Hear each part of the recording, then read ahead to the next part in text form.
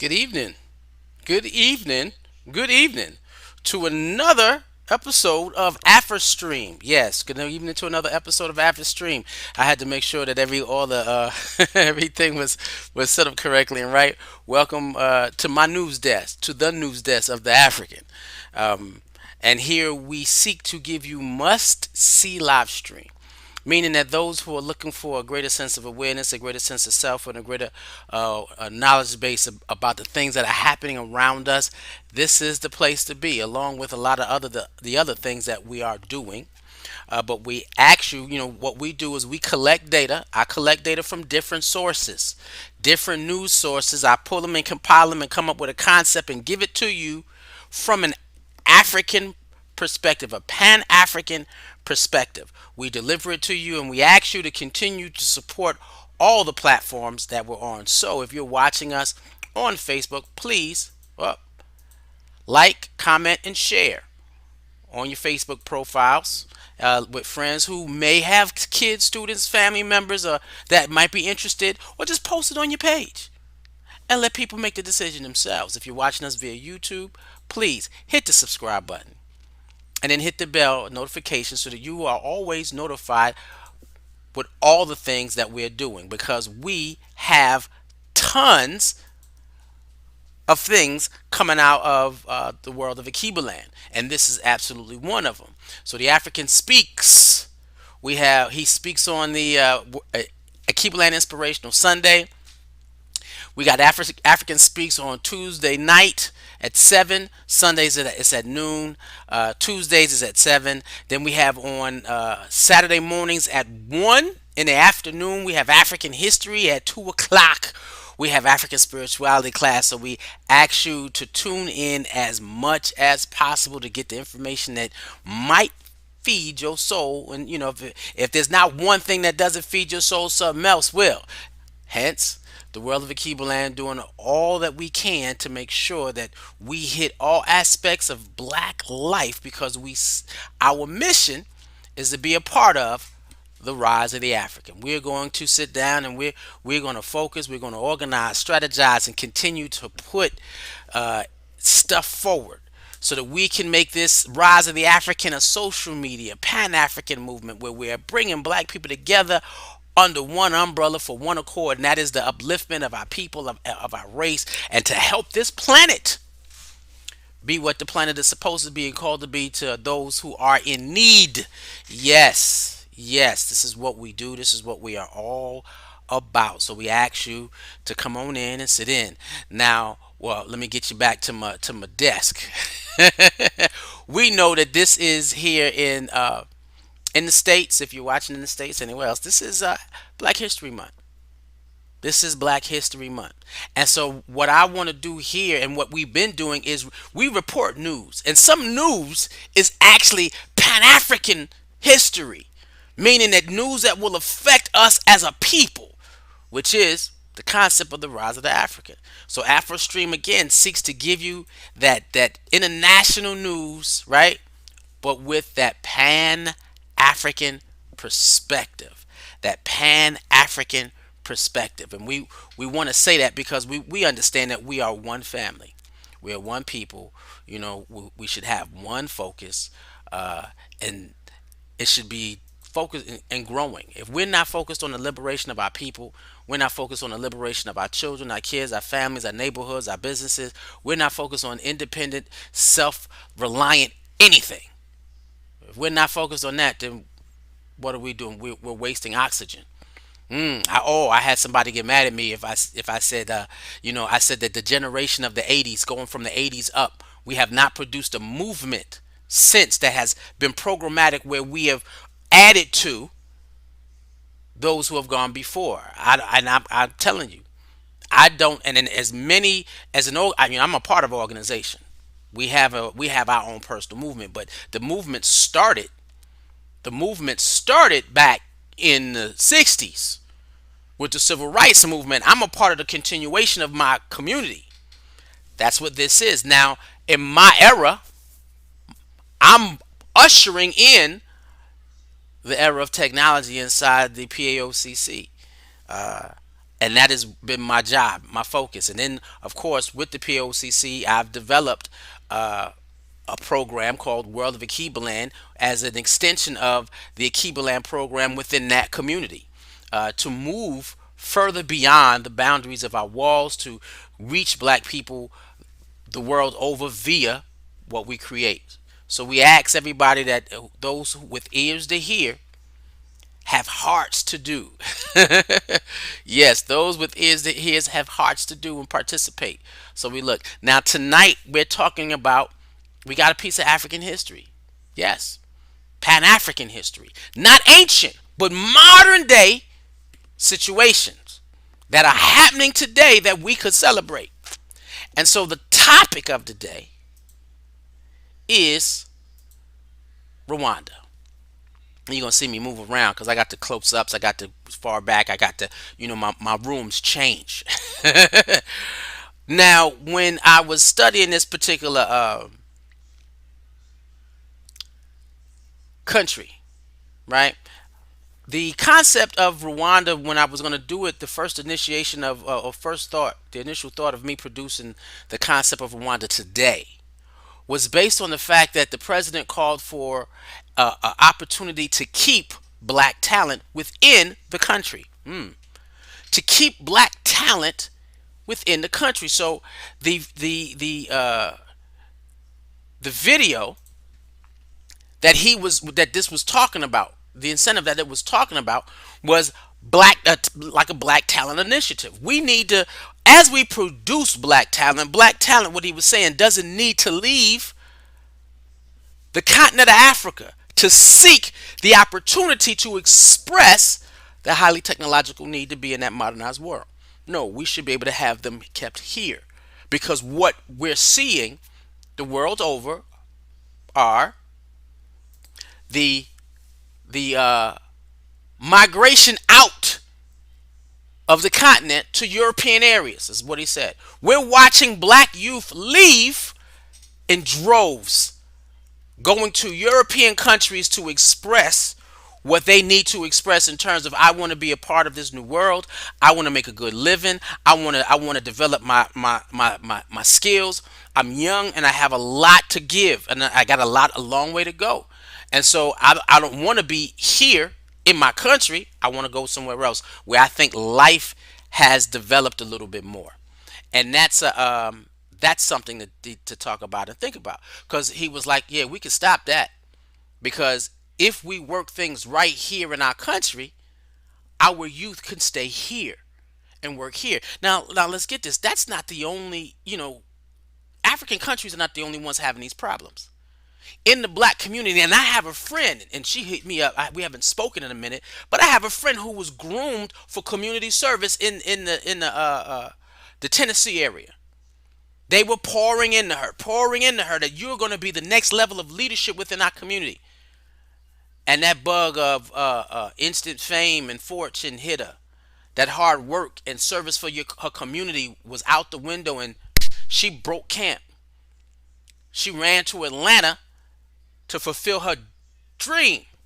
Whole life fell apart. Whole life fell apart. Yeah, if you hear me, you can call me. We can talk about it, but you know it's true because we talked about it. And then she had to run back to Tennessee, but she has not embarked on taking her talent back to what she was groomed to do. Now, and that's even in our community where we have tons of young black talent out in the world. Why? Because there's no place for them to go. There is nothing for them to bite into, or we have individuals sitting in seats so long that they're not moving. It's a part of their seats become part of their skin. So it's happening all over. It's happening all over. And so a lot of organizations are trying to figure out, how do we maintain and sustain, or draw young black talent? How does that happen? How do we that develops easy? Well, you have to have a place for them to go. And so there was a conversation about this. Now when I started thinking about talking about Rwanda, I sat down and said, look, let me take you back a little bit, because if I start talking about how they're asking or seeking to have their young black talent stay in the country, Those who might not know how far Rwanda grew from the memory of genocide. I said, so we might have to go back because certain people's last memory of Rwanda is that genocide. And so 28 years ago, I remember it. Of course, you see the seasoning. 28 years ago, it was one of the most horrific things we had saw on the news. So how does this happen where Rwanda is discussing on a global scale that they are going to fight to keep young talent? When y'all just came 20 years ago out of the worst sense of genocide that my eyes had ever seen. Right? And I don't know if you guys remember the images of what was happening in Rwanda, the Hutu versus the Tutsi. And I remember my church community doing prayers to stop the wars, to stop the battling. You know, I don't know if you understood the amount. It was over 1 million people died. Yes, 1 million people died. Just the gruesome images of what happened. I had a real horrific one, but we're not going to do it just in case some kids are watching. And for the side note, if you have not seen, let me get my side note studio up. If you have not seen or don't know about what happened in Rwanda back then, oh wait a minute, I'm not set up to be in my side studio. We're gonna have to fix that. My side note studio. Where's my side note studio at?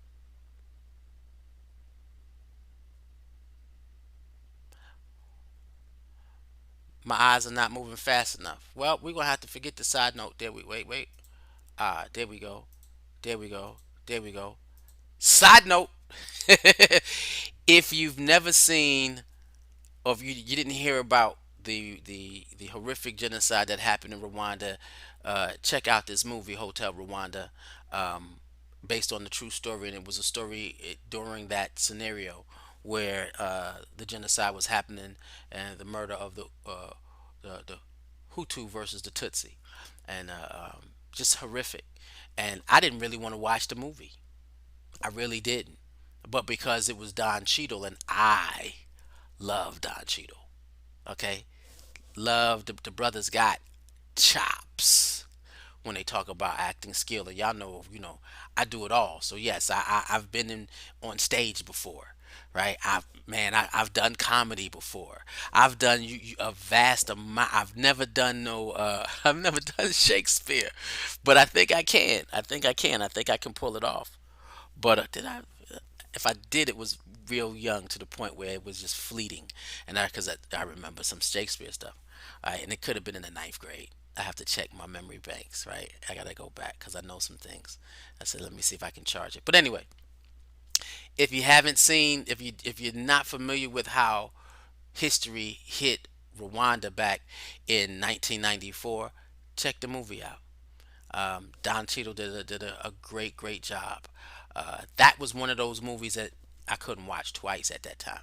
I might be able to go back and watch it again, but yeah, I couldn't watch it twice. Black reality sometimes is hard, and after you have a dose of black reality, sometimes you got to pull out and purge and get connected to the ancestors and refocus on what God will have you do and why God would have you do it. And so, what we'll also add too is never forget the horror. When you look at these horrified issues, never forget that their influence, the base of the influence is colonialism. The base of the influence is colonialism. Okay? Because we were not a violent people before. And if you tune in to African history class, you'll get it. Tune in on Saturdays to African spirituality class, you'll get it. We didn't come up as a race of violent people. That's not who we are. That's not who we were. It's what we were created into. All right? But watch the movie. Now let's get back. So, how does a country come from this to discussing on a world platform? First, you'd have to know who's doing it. And if you know who's doing it, we're dealing with a visionary, a brother who has clear focus. That's President Kagame. President Kagame and he will tell you, and well, this is my words right here. If you're not looking into his eyes and seeing things from his eyes, then you can't see the future of Rwanda. Because he dates back during the wars. He's one of the best generals ever, they said. One of the best, and we'll get to that. One of the best generals ever. But as being, and again, voted, voted African of the Year in 2018 for what he has done with Rwanda. Now, when we look at this, and I have like video after video after video. I got 3 videos that I wanted to play. I don't think I'll get through all of them today to describe the level of success that he was able to achieve in 28 years. Now, as y'all watching this, you want to know what leadership is. Leadership is somebody that's focused on self-determination. Not only you just focus on self-determination, it's not somebody who talks a good game. Because we have leaders that will give you the bestest of spills. Even in the States, the bestest of spills. Community leaders that have sitting in spots, way more than 20 years, and ain't produced half of what he's produced. That's how you can tell if you have a visionary at your midst, that within their reign you watched what they were able to create. Not what they're talking about, but what they're creating, who they're pulling together, how they inspire others to work toward and for a vision. Ain't that something? That's leadership right there. Okay? I'm hoping that the African can walk in shadows and footsteps like that. So I do my best at what I can do. Why? Because they're men like this. So let's take a look at the development and growth from 1994 till now, where the phrase from President Kagame is Rwanda seeks to be the Singapore of Africa. And if you don't understand and so as I put the videos together, I had to go back where I said, okay, well, we're not going to talk about him wanting to keep the young talent. Nope. We're going to go back further than that. Then we don't want to talk about the business aspect of what Rwanda is doing. Let's move back further.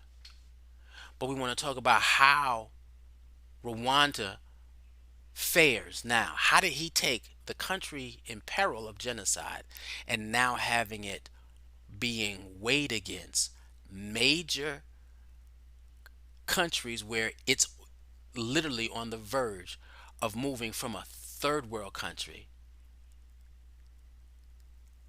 to a first world country. We bypassing 2. That's a vision. Let's take a look.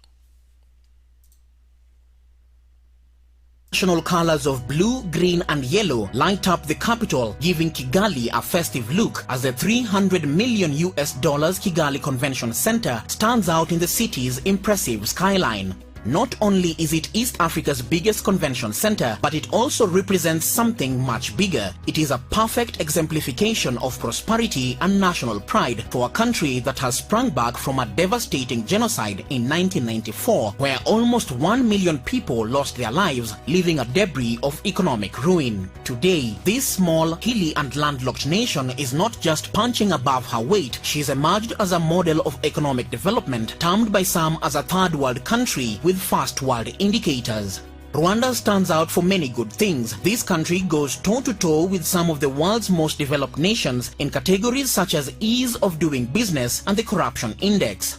Despite harrowing memories of the 1994 ethnic cleansing, Rwanda has witnessed a remarkable economic transformation in recent years and has become one of the most successful knowledge-based economies on the African continent. Its achievements are often described as nothing short of miraculous. It has become the country to look out for in terms of investment opportunities, value for money, and economic growth. So much so that it is touted as being on the fast lane to become a first world country. To definitively say this, we must first look to understand the meaning of first world and third world countries. The origin.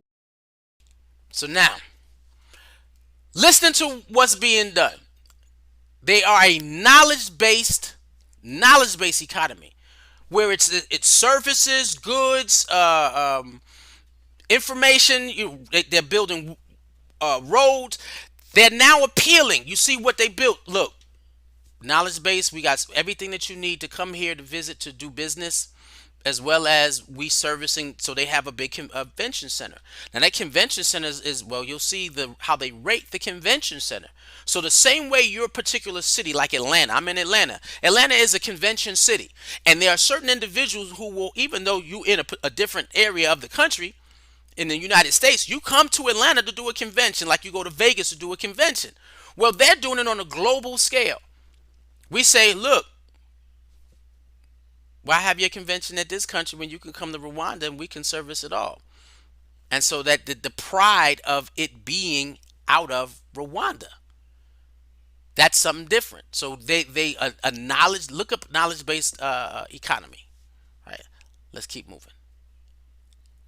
Of the terms is usually credited to French demographer Alfred Sauvy, who used the terms in a 1952 article entitled Three Worlds, One Planet. In the original context, First World included the United States and its capitalist allies, member states of NATO in places such as Western Europe, Japan, and Australia. The Second World consisted of the Communist Soviet Union and its Eastern European neighbors. The Third World, meanwhile, encompassed all the other countries that were not actively aligned with either side in the Cold War. These were often impoverished countries that included nearly all nations of Africa, the Middle East, Latin America, and Asia. Today, the terms have evolved. Third world countries are also referred to as low and middle income countries, while first world countries could also be referred as more developed countries or MDCs. Now, again, to be marked, you see the third world country, three worlds. Woo! I mean, one planet, three worlds. Sorry. The statement, one planet, three worlds. That means you're going to get a different life, in a drastic different life. At first it was US, you saw Russia, second world, and I don't see how Russia was a second world when we were always competing with Russia, but it wasn't an issue of economics, and then everything else was third world. But you realize all third worlds were diasporic locations, major diasporic locations. And this is why I said you got to understand, please, when you watch it, what's going on in history, please do not forget the influence of colonialization. Them taking over the continent, pulling the resources out, and allowing the continent to be depleted in reality, and then why their countries are being built, developed, and strong. That's why they had to take over Africa. African history class, y'all. African spirituality class, and World of Keebaland Inspirational Youth Sunday. You'll get some, and definitely the African Speaks on Tuesday night. You'll get a lot of this. Black Reality is on Tuesday night. Let's continue. Of the 54 African countries, about 19 are represented on the world's poorest list. Three factors determine whether or not a country makes the cut to be classified as a first world country: the gross domestic product and economic stability, political stability, and data from the Human Development Index are also taken into consideration. The first factor to consider in Rwanda's rapid transformation: GDP and economic stability. Rwanda does not rank among the richest countries in Africa, but there's a reason why this tiny East African nation has become Africa's poster child for progress. In the year 2000, the government established Vision 2020, a long-term development strategy with the main objective to transform Rwanda into a middle-income country by 2020, based on a thriving private sector. Since then, the Rwandan economy has... Wait. 2000, the vision starts. Give me 20 years and we're going to go from a third world country to a second world country. 20 years. It's been 28 and the vision has been realized, right? So we'll get to that. Well, the question is now what happens in 40? Adding another 20. What happens in 40? Because they are a level 2 country now. Let's see what goes on. Let's continue. Been growing steadily at 7% every year, earning a reputation as one of Africa's fastest growing economies. The government has undertaken policies to improve competitiveness, diversify food production, promote exports, and contain imports. Thanks to this growth, Rwanda has been able to pull at least 1 million citizens out of poverty between 2000 and 2015, making it one of the few African nations on track to achieving the UN-backed Sustainable Development Goals. You pull 1 million people out of poverty in 15 years of your vision. Wow. I would like to see 1 million black families pulled from out of poverty in 15 years here. Who has the vision to sit down and say we're going to rise up in the next 15 years, we're going to have a sustainable communities that are self-sufficient. Woo. That's a vision. That's World of Akibaland. We about to get this. I'm learning from people who doing it. Let's go. The share of people classified as poor has fallen by 7% points since 2011 to 38% in 2017. The country's economy is projected to grow at 7.8% in 2019 and 8% in 2020, supported by export growth resulting from continued public investments such as the Busegera Airport, targeting to handle 1.7 million passengers every year and will be later upgraded to accommodate 4.5 million passengers annually, thereby making Rwanda an important aviation hub and a fierce rival to many of Africa's premier airports and carriers like Ethiopian Airlines, South African, and Kenya Airways. The airline plans to fly to 31 destinations all across Africa. Other planned routes include long-haul destinations such as New York, Tel Aviv, and Gwangju. Benchmarking on the growth strategy of successful airlines like Emirates, Singapore, and Qatar, Rwanda is keen on aviation's growing significance as a major engine of economic development and its far-reaching contributions to other industries as a catalyst for economic activity. Rwanda's GDP per capita in 1994 was 146 US dollars. In 2017, it stood at $774 and is projected to have reached around $1,000 by the end of 2020. According to the International Monetary Fund, a whopping 82% jump in GDP per capita. Very few countries can boast of such rapid growth. The country has also reduced reliance on foreign aid and currently domestically funds about 84% of the budget, up from about 36% 2 decades ago. We gotta stop. So what you're watching is the growth of Rwanda since 1994, which is the genocide, right? So you're watching this. And it says, you know what we had to do? We have to reduce foreign aid because if we don't produce what we need to produce to food, clothes, and shelter, black man said, you read it in the book, you can't even think to be a whole black man if you can't provide food, clothes, and shelter for yourself. That's not you having a good job. That's not you working in a country that is run by operant condition and systematic oppression. No. No man should worry about how they're gonna keep a roof over their head. Now you in Rwanda, I gotta rely on you to feed me because I gotta import stuff. I gotta rely on you to bring wood and infrastructure and everything else. I gotta rely on you. Wait a minute, we're in Africa. Wait, we only take care of ourselves. 34% of what we need to live off of come from us. 34%. So that means we are dependent upon another society and we're paying them to take care of us. A visionary says we don't pay anybody to take care of anybody. We need to change this. We're going to reduce the reliance on foreign aid because we're going to learn how to be self-reliant where we're taking care of ourselves. Now, being self-reliant brings more jobs, which means the individuals within that country now what makes more because they could live better. You develop economy when you have self-determination. But when you're worried about how you're going to eat, food, clothes, and shelter, your life quality cannot rise, because you're always focused on what someone else is going to allow you to achieve rather than you achieving it for yourself. And this is a country who's on the verge of genocide. Now, we here in the States, we ain't killing each other, we being killed. Well, we are killing each other, let me stop that, but it ain't like that. You can't walk down the street and just because I'm from one, yeah, well, we do have, we gotta be careful. I gotta be careful of the language, because we are killing each other. Black on black crime is high. But this ain't Rwanda. When you take a look, if you know the history, this is not Rwanda. 1 million people died in that 1994. I don't know if 1 million black people die a year by our own hands. But imagine if we are able to stop the black on black crime here and focus on self-reliance, building what we need to build so that we can feed, clothe, and house ourselves, so the need to be a criminal dissipates. Why? Because he brought 1 million people out of poverty. 1 million in 15 years.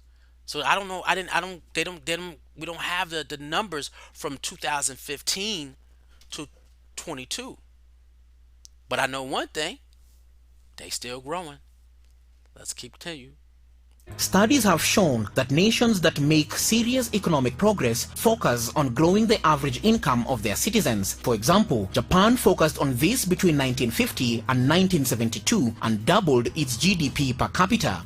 The second factor to consider a country as first world is political stability. It's not easy to talk about Rwanda without talking about President Paul Kagame. His leadership style has played a major role in terms of the political stability the country is enjoying. Kagame previously commanded the rebel force that ended the 1994 genocide. He was considered Rwanda's de facto leader when he served as Vice President and Minister of Defense from 1994 to the year 2000. He has been widely described as the most impressive and among the most repressive African leaders, which begs the question: is Rwanda's Paul Kagame a strongman, a technocrat, or a little bit of both? And how has he contributed to Rwanda's stability? Many African economies are known for mining natural resources or being agrarian in nature. Kagame chose to take Rwanda on a different path by choosing to diversify exports and sources of revenue, making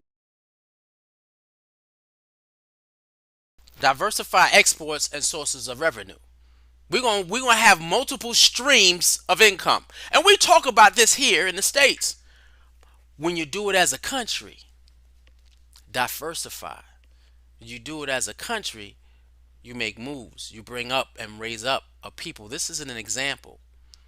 This is literally an example of how we can do it within our own smaller areas in our community. Right? Coming together as a people, finding as a tight-knit community, finding areas of economics that we see on, and working together. Now, when you're neighborhood, house to house, it's a problem. That's why I have a friend of mine who's always talking about why blacks should be Republicans. Don't get mad. And I'm telling him, dude, the best governmental policy that we could have in this country is to govern ourselves. Now, it is a sacred right for us to vote and be a part of this political process. But it also should be a sacred right for us to find ways to be more and more self-reliant. Let's watch. services the country's linchpin earner, thanks to investment in both soft and hard infrastructure, such as the State-of-Art Convention Center. In 2018, the International Congress and Convention Association ranked Kigali as the third most popular conference and event destination on the continent after Cape Town in South Africa and Casablanca of Morocco. By 2020, Rwanda is projected to double its revenue from conference tourism, and investors have been paying attention. Marriott, Radisson Blu, Park Inn, Serena, among others, are set to increase investments and create thousands of jobs in the countries in the country's promising hospitality industry. I had to stop because they had to say it twice. The promise, it will increase investments. So now you have individuals who say, wait a minute, wait a Rwanda's doing what? Wait a minute, it is the third best place to have a conference? What? We got to get in on this. Yeah, invest. So he's saying, bring your money this way. I'll put it in my pocket. The country will be able to use it.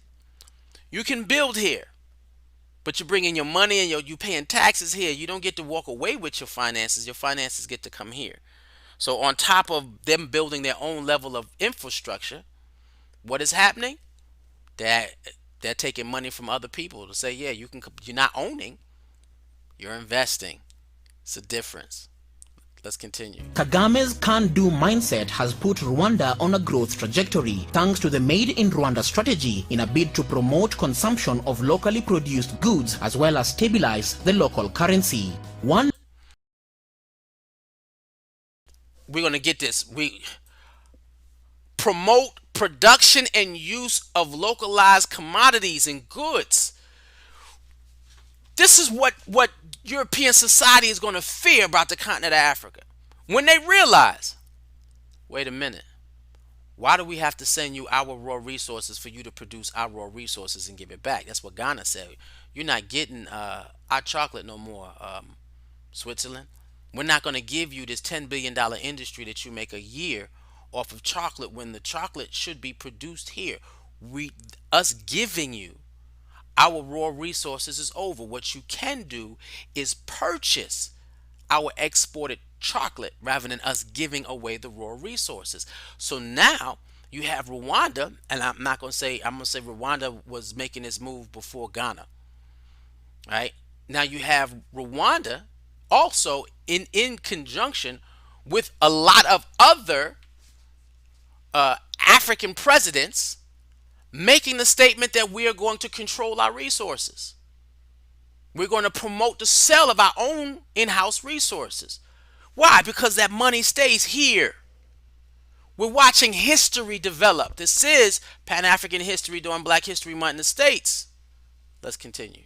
Notable sector to benefit from this is tech. Two made in Rwanda smartphones are the latest feather in the cap for Rwanda. The phones, called Mara X and Mara Z, are the first made in Africa models. While smartphones are assembled in other African nations like Egypt, Algeria, Kenya and South Africa, those companies all import the components. In Rwanda, they manufacture the phones from the motherboards to the packaging, all done on Rwandan soil.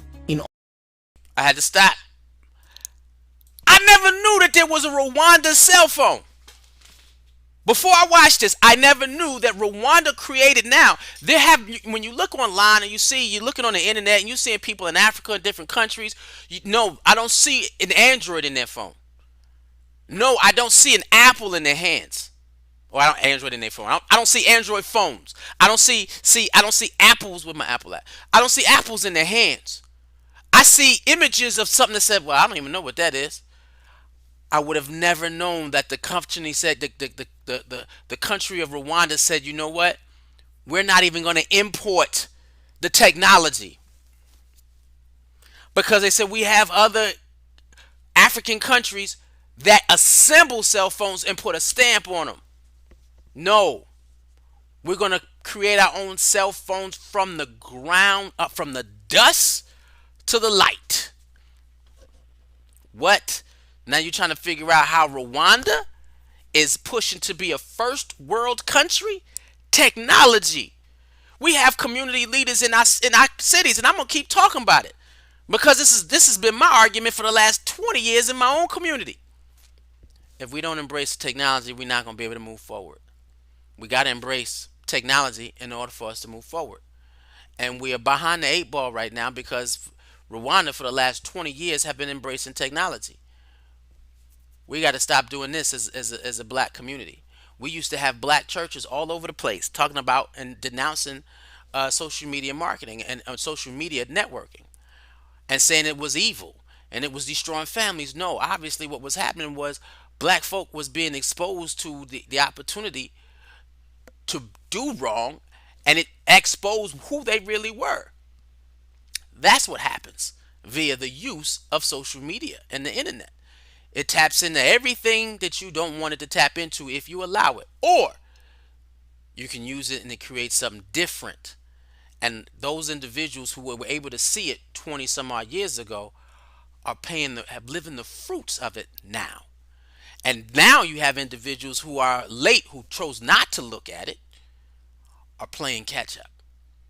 Rwanda produces the first all African cell phone. If I can buy it and get it here, I'm going to look it up and I'm getting rid of my, if it works in the States, I will be getting rid of my Android. I will be getting rid of my iPhone and I'll be having a Rwanda phone. Hopefully being able to be for it to be used on the towers here.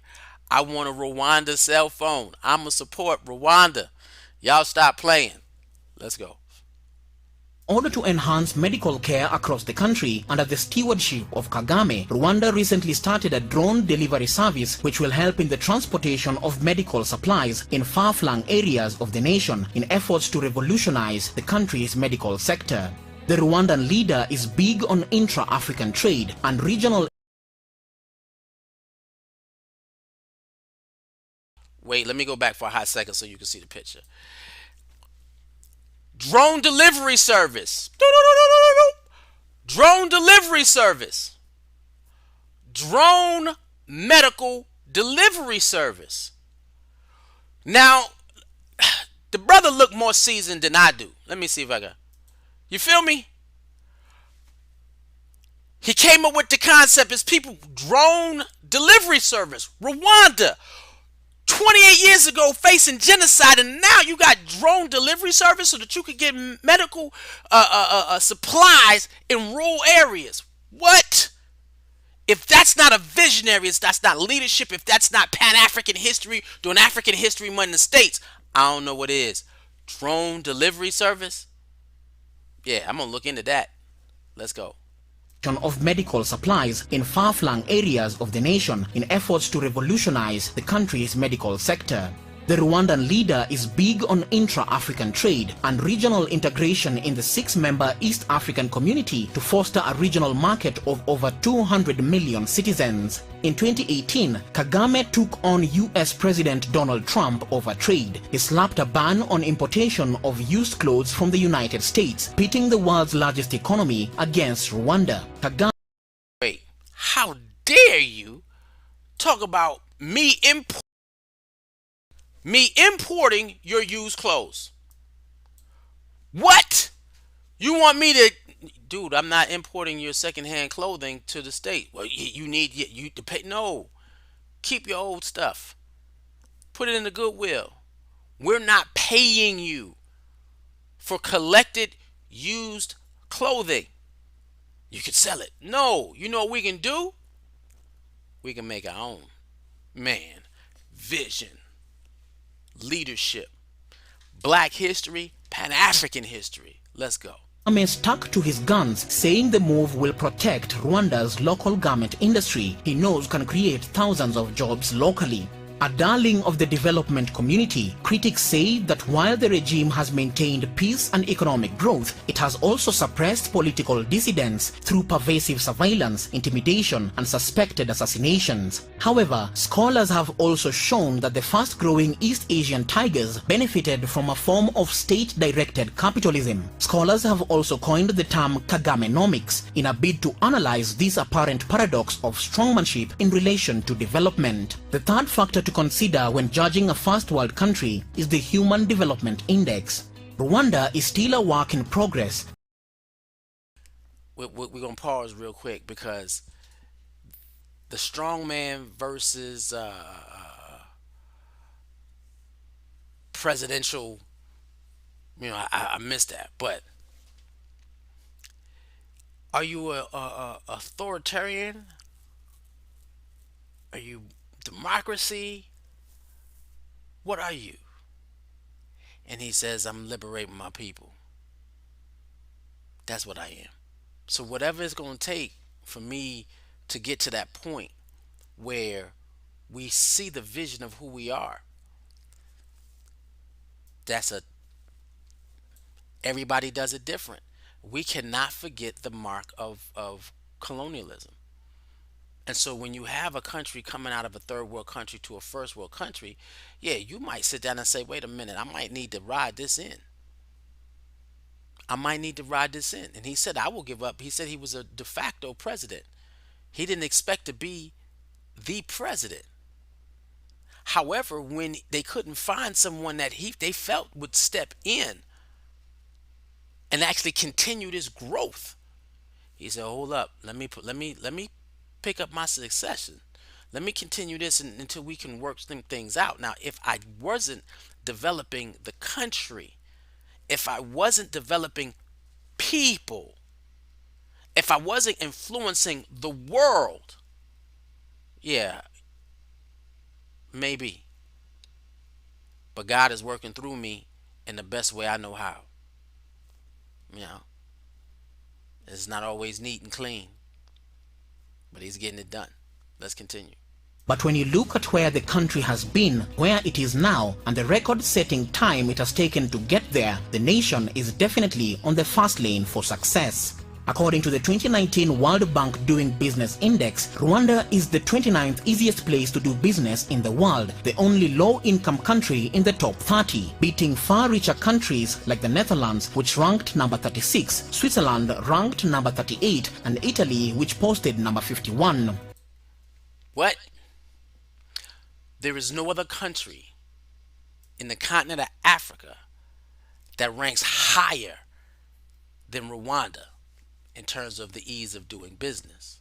And then you see the countries, Netherlands, Switzerland, and Italy, ranking below Rwanda in the ease of doing business. And that's people within that country coming to do business within that country, as well as foreign investors coming in. Whatever it is in terms of doing business in Rwanda, the people, well, they talking about people index, so this is locals. It's one of the best. Ain't that something? You know, it's the best in the continent of Africa, but one of the best in the world. Top 29 is 29th in the world. What? That's a lot to say. The most recent Corruption Perception Index by Transparency International ranked Rwanda the third least corrupt country on the African continent, only behind the Seychelles and Botswana, which are some of Africa's richest countries according to the gross national income. The third least corrupt. Wow. One, two, three out of 50 something countries. And so what I'm going to do is I want to take a look at the how they list that in terms of the world banks and what is it, because you can't loan money to a corrupt regime. They're the third word least corrupt when you talk about corruption. So obviously banks, when you're talking about major infrastructure development and you need currency, they're saying no. If he ever calls us, we turning over the dollar. Well, hopefully they're being able to produce the money that they need. Let's continue. Since 1994, Rwanda has made resounding progress. Life expectancy has risen from 48 years to 66 years. The mortality rate for children dropped from 152 per 1,000 live births to 42, and its parliament leads the world in female representation, with 64% of its seats held by women. Now, if you were a part of Afrostream, not Afristream, this is Afristream, the African Spirit, Understanding African Spirituality class on Saturday, we talked about ancient African matriarchal societies and said they were hundreds and hundreds and hundreds and hundreds of years were developed where rulership was by a woman. Even wars were fought by women. Queen of Monarines, look her up. Queen Amina, Look it up. You can see the story of Queen Amina in or for Netflix. Queen of Monarina is, yeah, they don't have a movie for her, but look her up. Rwanda, what Kagame said was when we were fighting for the stability of our country, we had women soldiers on the front lines with us. Soldiers, they were fighting with us. How could we not, if they're willing to fight for the country and physically fight for the country, how could they not help govern it? Look at 64% women. What? That's leadership. That's not a dictatorship. No. You getting a balance of information coming to you. You got men who are men. We always going to talk with the vigor, but then you have women who come with a whole different way of thinking. What? And they love this man. Not just the women, the population. Love him. This is parliament representation. This is good stuff. Women are respected in the country of Rwanda. Let's continue. Also, four of the nation's seven Supreme Court justices are women, including the Deputy Chief Justice. These three factors, GDP, political stability, and Human Development Index, however, have been under debate and controversy for a long time. There is an argument to be made that several first world countries also have poverty-stricken regions, areas with conditions comparable to those used to describe third world countries. Basically, they are living in a first world with third world standards. Stop. That's real as all outdoors. Let me see if I get you a closer look to this one. The complete reverse of Right? people living in a third world with first To live in a first world country but with third world situations and circumstances. Wow. United States could say that. I mean, I see that strip on California, that California strip of the homeless blows my mind. When I was growing up in New York, the amount of people who lived inside the tunnels of the train, homelessness, ridiculous. And then images from St. Louis, what? Then the Bronx, when the Bronx was burning, first world countries, but with third world, circumstances. And so with Rwanda, yes, we may still have areas that have not come up yet, but that's no different than those first world countries with those pockets. We're going to challenge that and we're going to do our best to bring that up. Let's keep going.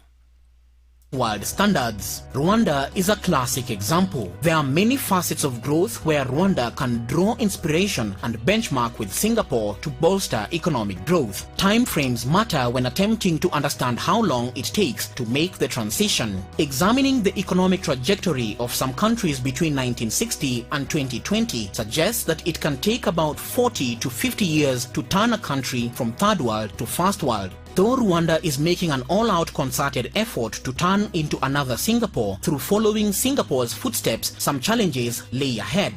Critics argue that Rwanda is lacking some of Singapore's advantages and may take longer to replicate Singapore's success. Singapore has access to the sea with the world's busiest port. Rwanda is landlocked. Singapore has one of the world's best education systems. Rwanda is currently transitioning from an agrarian population to a knowledge-based economic system. Singapore is in a stable political neighborhood, while Rwanda's neighborhood faces volatile regional politics. Now, the challenge is what he's doing is looking at the blueprint of Singapore, but he's relating it to Rwanda. Because we can't be Singapore. However, they created a cookie cutter. We watched how they did it over the years. And if you look at it, they said it took what, 50 plus 60 years to go from World War, a third world country to a first world country. But they're beating the door down in 28 years already. Wow. So what he's doing is adapting the understanding of what Singapore did and being creative. That's that visionary part. Being creative and utilizing their situations and circumstances to do something different. Landlocked. Well, Singapore was the center focus off of the ports. Well, they said, yeah, we're landlocked, but we're in the center of Africa, so we can have a great what? Airport, airline. That's gonna be key. Then we're talking about he's working on, and this is probably the next video. I don't. Yes, it is the next video or another video altogether, where he's working on the interactive, uh, free flow of travel for people in the continent. You're being able to go to country, partnerships with other countries where you can travel in and out of every country. It's like us getting up going to another state. I ain't gotta, show Texas my passport, but if I have a passport, we talking about we need as a country need to function as one country. So there's certain countries that are coming together to work that out where people can come and go in the different countries. They're also working out, and this is going to be another Afristream thing for you to watch when I produce it or show it to you and we talk through it, where they're connecting the continent via a highway that goes all the way around the country. And their interaction with different governments because you want to be able to travel here to fro to unite the continent. Yes, big moves in the continent and a lot of different governments coming together. So even though they do not fare the same as Singapore, doesn't mean they cannot take the blueprint and create something that works for them. Looks like they're doing it. Let's continue. Despite the myriad of challenges, Rwanda's indicators are still beyond impressive. Singapore went from being a third world country to a first world country in just 60 years. As a matter of fact, the country's GDP grew from 700 million US dollars in the 1960s to 325 billion US dollars today. Rwanda, on the other hand, has taken great strides just 25 years since the genocide. Of course, Rwanda, an 8.4 billion US dollar economy, is still far from the prize of becoming a most developed country, but it is definitely ticking all the right boxes. With sustained economic growth, Rwanda undoubtedly is on the first lane to be one of Africa's first countries to transition into a first world country. National colors of Wow. blue, green, and yellow. We're not going to go back over it. Rwanda in a place where they're switching to from a third world to a first world country in less than a 60-year time. I believe they can make it because if they did this in 28 years, what is it going to look like in the next 20? And then after that next 20, what will they look like in the next 20? After that, they'll complete 60-year journey. So looking again, and I'll tell you, let's get it. Looking at Rwanda through the eyes of their visionary. Despite the challenges we face, there is a clear evidence of forward movement and the sense that the moment is ours to seize. The moment is ours to seize. He said, we're going to build a better African country. We will be the Singapore of Africa where everything flows through here. We will connect as many people in many countries to utilizing what Rwanda is and has. We will create something and build something wonderful.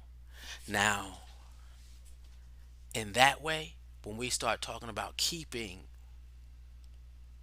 young talent in the continent, when you have not just a vision to create something wonderful, but you're actually doing it, yeah, you can ask young people to stay. But when all you have is a vision with no know-how, you're not going to be able to keep young people around. They're going to jump into this world and they're going to just be in the world and of the world. But when you are focused on who God, the Creator, ancestors, whatever you want to choose, when you're focused on being what you were called to be, when you're focused on being who you are called to be, yeah, you have the vision and the know-how to be a people. This is Pan-African history. This is Afristream, and this is a Pan-African perspective. What we will definitely do at another time, we will go over the other videos that we didn't get to go. I gotta go to class, y'all. Y'all enjoy. One love.